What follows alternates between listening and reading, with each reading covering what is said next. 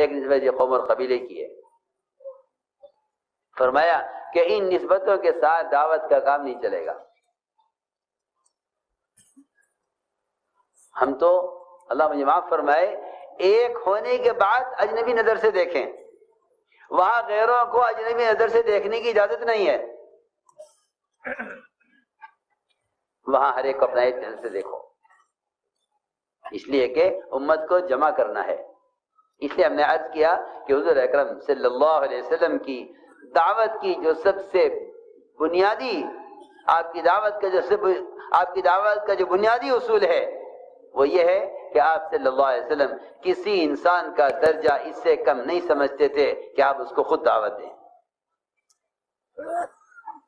آپ کسی کا درجہ سے کم نہیں سمجھتے کہ آپ اس کو خود دعوت دیں۔ اس سے امت بنی تھی،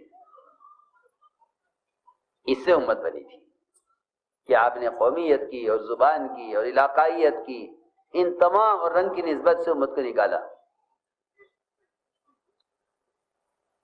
تو ہم نے عرض کیا کہ آپ کی دعوت کا جو سب سے بنیادی اصول ہے وہ عمومیت ہے، وہ عمومیت ہے تاکہ خیر امت میں عام ہو جائے، خیر امت میں عام ہو جائے۔ دوسری بات میں نے شروع میں عرض کی تھی کہ ایک آپس کی اجتماعیت اور دوسرا دعوت کی عمومیت، یہ اللہ رب العزت کی غیبی مددوں کے اترنے کا اصل سبب ہے۔ سن رہے دھیان سے یا نہیں؟ کسی اور کام میں مت لگنا، کوئی حرام کام اس مجلس میں نہ ہو، ورنہ محرومی ہوگی سب کی۔ کسی حرام کام میں مت لگنا۔ یہ ملائکہ کے نزول کی اور ملائکہ کے اپنے پروں سے مجمع کو گھیر لینے کی یقینی طور پر مجلس ہے، اس میں کوئی شک نہیں ہے۔ صحیح حدیثوں پر غور کرو اور سمجھو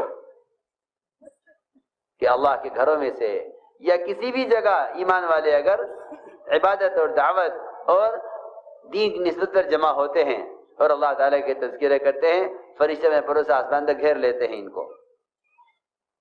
یہ ذکر کے مجلسیں ہیں، اس میں کسی قسم کی غفلت اور کسی گناہ کی گنجائش نہیں ہے، کیونکہ توبہ کی نسبت پر جمع ہوئے ہیں۔ دوسری بات میں نے عرض کی ہے کہ آپ کی دعوت میں عمومیت ہے، کہ آپ ہر شخص کی طرف خود جا کر دعوت دینا چاہتے ہیں، خود جا کر دعوت دینا چاہتے ہیں۔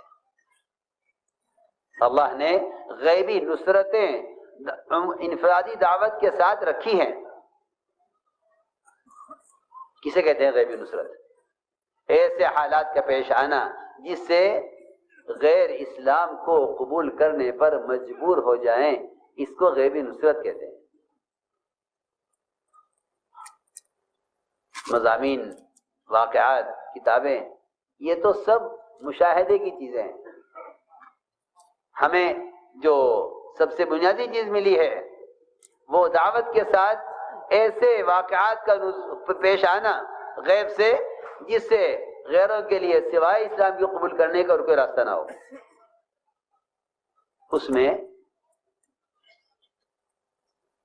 اس کے لیے سب سے بنیادی کام انفرادی دعوت دینا ہے۔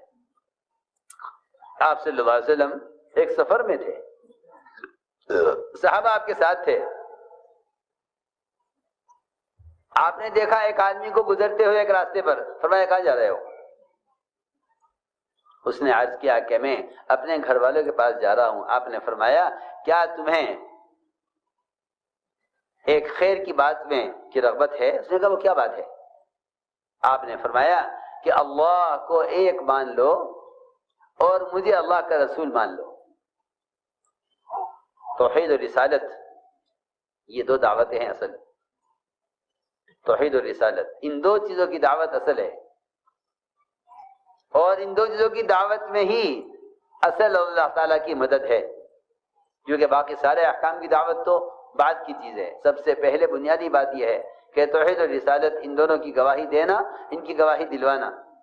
بلکہ صحابہ کی ایک جماعت نے تو اس کو اپنے عمل میں شمار کیا تھا کہ ہمارا معمول یہ ہے کہ ہم اللہ کی وحدانیت کو بیان کرتے ہیں۔ اس دیہاتی نے فوراً یہ کہا کہ آپ کی اس بات پر کون گواہ ہے جو گواہی دے کہ آپ سچ کہہ رہے ہیں؟ آپ کے ساتھ صحابہ تھے. عبداللہ میں خود فرماتے ہیں، روایت میں ہے کننا معه فی سفر، ہم آپ کے ساتھ سفر میں تھے. فرمایا آپ نے کہ اس وادی کے کنارے پر جو درخت کھڑا ہوا ہے یہ درخت گواہی دے گا کہ میں اللہ کا رسول ہوں. وہاں سے درخت زمین پھاڑتا ہوا آیا اور آپ کے سامنے آ کر کھڑا ہو گیا. آپ نے 3 مرتبہ درخت سے گواہی لی، درخت نے 3 مرتبہ گواہی دی کہ بے شک آپ جیسا فرما رہے ہیں بات یہی ہے، بات یہی ہے. 3 مرتبہ اس نے درخت نے گواہی دی. اس آدمی نے، اس دیہاتی نے براہ راست درخت سے گواہی سنی. یہ گواہی سن کر اس نے اسلام قبول کیا اور یہ کہہ کر گیا کہ میں اپنی قوم کو دعوت دے کر انہیں آپ کے پاس لے کر آتا ہوں. میرے دوستو عزیزو، اللہ تعالیٰ کی غیبی مددیں وہ انفرادی دعوت کے ساتھ ہیں، بشرط یہ کہ ہم کسی کو اپنی محنت اور میدان سے باہر نہ سمجھیں. ہر ایک کو دعوت، حضور اکرم